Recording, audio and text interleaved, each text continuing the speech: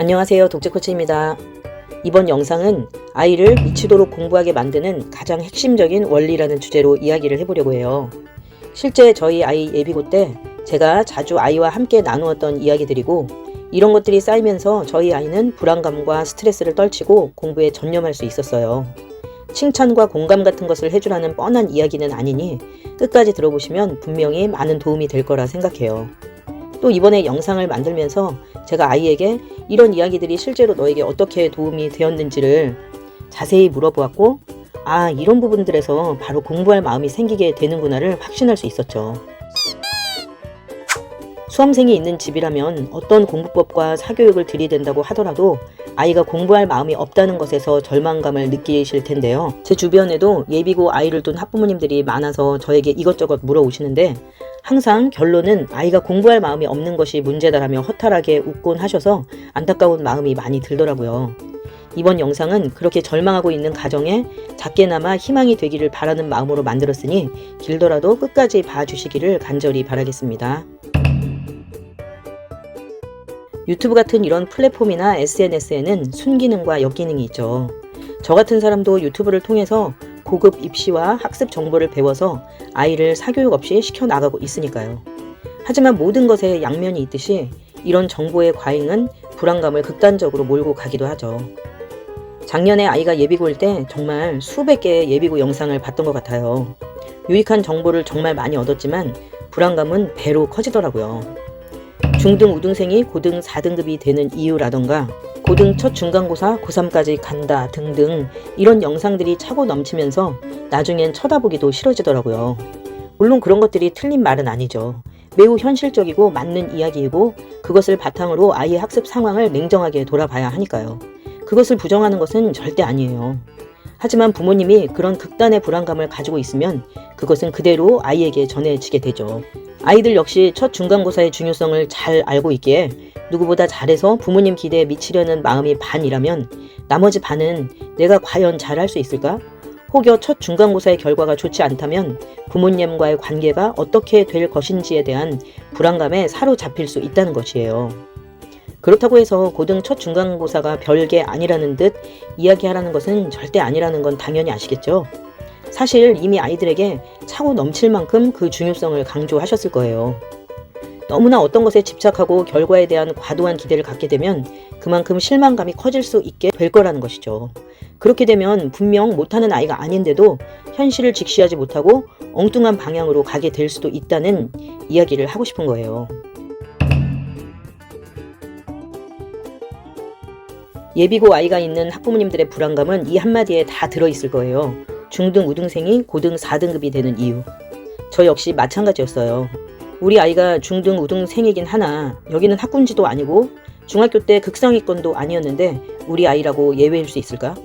그렇다면 첫 중간고사 4등급을 예상해 본다면 이후에 나는 무엇을 해야 할까라는 생각이 들더라고요. 그때쯤 저는 공부법을 배워서 아이에게 알려주기 위해 EBS 공부의 왕도라는 프로그램을 자주 봤었는데요. 아무리 좋은 공부법을 아이에게 알려주어도 적용하는 것은 아이의 몫인데 반응이 항상 시큰둥하더라고요. 그래, 저 방법은 저 학생이 시행착오를 하면서 자기만의 방법을 찾은 것인데 우리 아이한테 맞을 리가 없겠구나 라는 생각이 들더라고요. 모든 공부법이 저희 아이에게는 무용지물이 되었죠. 근데 그때 제 눈엔 다른 것이 보이기 시작하더라고요. 공부의 왕도에 나온 모든 학생들의 공통점이 보이기 시작했는데 바로 그것은 그들 모두 처음부터 잘하지 않았다는 것이었어요. 처음부터 우등생인 학생도 있었지만 대부분은 노력을 해도 실패를 했던, 그렇지만 계속 자신의 방법을 찾아내려 끊임없이 노력했던 학생들이었죠. 그리고 항상 그들의 옆에는 그저 조용히 기다려주는 부모님이 있었고요. 그렇지만 그 부모님들은 그저 따뜻한 밥과 격려만 해주시는 것이 아니라 아이에게 실질적인 도움을 주려고 애쓰고 있으셨어요. 실질적인 도움이란 아이가 학습적으로 힘들어하는 부분을 정확히 파악하고 있다는 것이었고 그것을 도와주기 위해 같이 방법을 찾으려 노력했다는 것이죠. 물론 그 방법이 다 제대로 먹힌 것은 아닐지라도요. 그리고 가장 중요한 것은 그렇게 했다고 해서 아이에게 기대하거나 빠른 결과를 보려고 하지 않았다는 것이 바로 핵심이었어요. 그리고 제가 전에 영상에서 특목고에 떨어진 이야기를 한 적이 있었죠. 제가 그 학교 설명회를 간 적이 있었는데 다른 건 하나도 기억이 안 나는데 선배들이 나와서 짧은 공연 비슷한 걸 했었거든요. 거기에서 선배들이 들어올 후배들에게 해주고 싶은 이야기를 했던 내용이 잊혀지지가 않더라고요. 그 내용은 후배들아 최대한 빨리 넘어져라 라는 내용이었어요. 빨리 넘어지고 빨리 털고 일어서라는 것이었죠. 선배들이 저렇게 말할 수 있는 이유는 넘어져도 빨리 일어나기만 한다면 문제가 없다는 것이구나. 넘어져도 괜찮겠구나. 이런 생각이 들더라고요. 이렇게 저는 공부의 왕도와 특목고 선배들의 이야기를 듣고 생각이 바뀌기 시작했어요. 예비고 때 저희 아이가 영어 읽는 속도가 느려서 스트레스를 받아 했었다는 이야기를 한 적이 있었는데요. 그 부분에서부터 저는 이야기에 물꼬를 틀기 시작했어요. 소린TV의 소린 언니가 공부의 왕도에 나와서 영어 공부 방법을 이야기한 영상이 있었는데 처음 내신 영어를 잘 하게 되기까지 고군분투했던 내용이 담겨 있더라고요. 보면서 어쩌면 우리 아이의 상황과 똑같은지 웃음까지 나오더라고요. 그걸 아이에게 보여주면서 이 언니도 처음엔 이렇게 힘들었었다는 것을 보여주었고 그럼에도 끝까지 자기의 방법을 찾으려고 노력한 모습이 정말 대단하지 않냐는 이야기들을 했어요. 그리고 공부의 왕도에 나온 학생들 이야기를 해주기 시작했어요. 입시는 결국 끝까지 가는 놈이 성공하는 것 같아. 수능 만점자들 역시 나락간 적도 있었다는 걸 보면 누구도 실패를 경험하지 않을 수 없다는 것이지. 하지만 누구나 실패할 수 있지만 거기서 누가 일어날 수 있느냐가 바로 성패를 결정하는 거야. 고3 교실에 가보면 끝까지 머리 들고 있는 한두 명이 스카이 가는 학생들이라고 하더라고. 생각할수록 고등학교 생활이란 3년 동안 자신의 공부법을 찾아가는 과정인 것 같아. 자기가 어떤 사람인지를 알아가며 그 시기에 해야 할 것들을 자기만의 방식으로 채워 나가는 것이지. 그러니까 그 많은 공부를 그 시기에 하는 것도 가능한 것 같아. 여태 어떻게 해왔더라도 고등 3년을 잘 보내는 것이 중요한 것이니 처음부터 실수하지 않겠다는 마음을 버리자. 끝까지만 하겠다고 엄마랑 약속을 하고 절대 포기하지 말자. 그 대신 엄마가 네가 해야 할 학습 커리에 대해서는 시행착오가 없도록 완벽하게 준비하겠으니 너는 절대 실패를 무서워하지 말라고 이런 이야기들을 해주었어요. 그리고 저희 아이가 이런 이야기를 하더라고요. 엄마, 우리 학년은 재수하면 큰일 난대. 그래서 웃기지 마라. 대한민국 어느 해에도 재수는 당연한 것이었다. 재수해야 할 상황이면 하면 되는 거지. 그땐 빚을 내서라도 빵빵한 종합학원도 보내줄 테니 마음 나라고 아이와 이야기를 정말 매일 했던 것 같아요. 아이는 이런 이야기에 눈물을 보이더라고요. 그동안 잘해야만 한다, 실수하면 안 된다, 첫 시험이 끝까지 간다 등등 벼랑 끝으로 내몰던 말들로 얼마나 힘들었을지를 생각해보면 눈물을 흘리는 것이 당연하다는 생각이 들더라고요.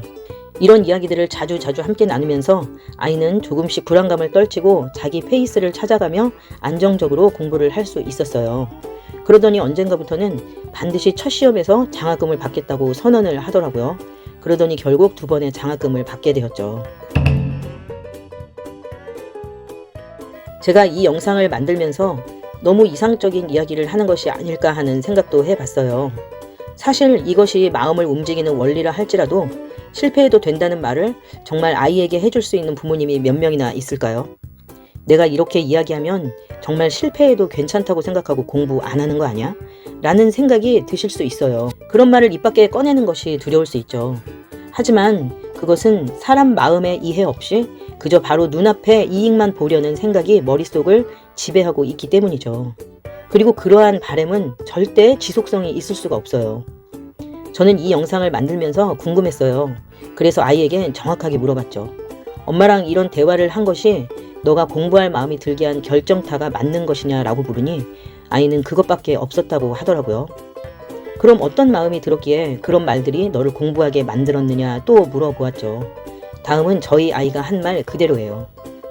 부모님들이 아이에게 공부를 잘해야 한다, 더 공부해야 한다, 실패하면 끝이다 라는 말을 한다는 것의 전제는 너는 못할 것이다, 너는 지금 공부를 안 하고 있다, 그래서 실패할 것이다 라는 전제가 깔려 있다고 생각해. 그것을 당연히 모든 아이들이 표현은 안 하지만 알고 있는 거야. 한마디로 부모님이 나를 믿지 않는다는 것을 알고 있는 거라고. 그런데 부모님이 실패해도 된다, 또 기회가 있다라고 이야기를 한다는 것은 정말 실패하라는 말이 아니라 내가 잘 할 거라는 것을 알기에 그렇게 말할 수 있다는 것도 내가 잘 알고 있는 거라고. 한마디로 실패해도 된다는 말은 나를 절대적으로 믿고 있다는 확신이 있을 때 할 수 있는 말이라는 거지. 아이들도 바보가 아닌데 실패하라 한다고 누가 마음 편히 실패하려고 하겠냐고. 이렇게 부모님이 나에 대한 믿음이 있다는 걸 내가 아는데 어떻게 공부하지 않을 수 있겠어. 자기 꿈이고 뭐고 아이들이 공부를 잘하고 싶은 이유는 다 똑같아. 아무리 자기 꿈을 위해 공부해야 한다고 떠들어봤자 아이 마음은 부모님을 기쁘게 해주고 싶은 거라고. 근데 나를 그렇게 믿고 있는데 그런 부모님을 어떻게 기쁘게 해주고 싶지 않겠어. 이렇게 아이가 이야기를 하더라고요. 그래요. 좋은 말로 공부는 자기가 하고 싶어서 해야 한다고, 누구를 위해서가 아니라 자신을 위해서 해야 한다고 이야기하기도 하죠. 하지만 저는 이것처럼 비현실적인 이야기도 없다는 생각이 들어요. 어른은 그렇게 할 수가 있던가요? 자기가 하고 싶은 것이 확실하게 있더라도 이런저런 이유로 미루고 포기하는 것이 사람이죠. 자기 자신을 믿고 자기를 위해서 움직인다는 것은 굉장히 어려운 일이에요. 부부관계부터 모든 인간관계가 그렇잖아요. 저 사람이 나를 믿고 있다는 것은 나를 인정한다는 것이고, 모든 인간은 자신을 인정하는 사람에게 더 좋은 사람이 되기 위해 노력할 수밖에 없는 것이죠.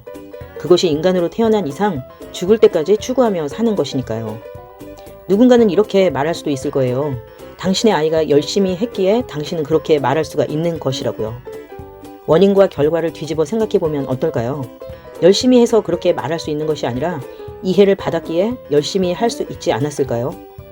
결과만 놓고 본다면 쉽게 이야기할 수 있겠지만 누구나 힘든 과정을 똑같이 겪어오는 것이니까요. 오늘 제가 준비한 내용은 이 정도인데요. 저의 이야기가 이상적이기만 한 이야기일까요? 저는 절대 그렇게 생각하지 않아요. 매일 공부에 열의가 없는 아이 때문에 속이 썩어 문드러지면서도 같은 생각, 같은 태도로 아이를 대하고 있다면 이제는 바뀌어야 하지 않을까요? 정말 나락으로 가고 있는 부부관계도 한쪽에서 마음을 바꾸고 상대를 있는 그대로 수용하고 어려움을 알아주면 드라마틱하게 바뀌는 것이 바로 인간관계죠. 왜 나만 바뀌어야 해? 가 아니라 나로부터 시작한다는 생각으로 바꿔보시면 어떨까요? 오늘도 험난한 대한민국 입시에서 살아남기 위해 아이의 인생을 위해 몸과 마음을 헌신하며 고군분투하고 계신 모든 학부모님들을 응원합니다. 긴 영상이었는데 끝까지 봐주셔서 감사합니다.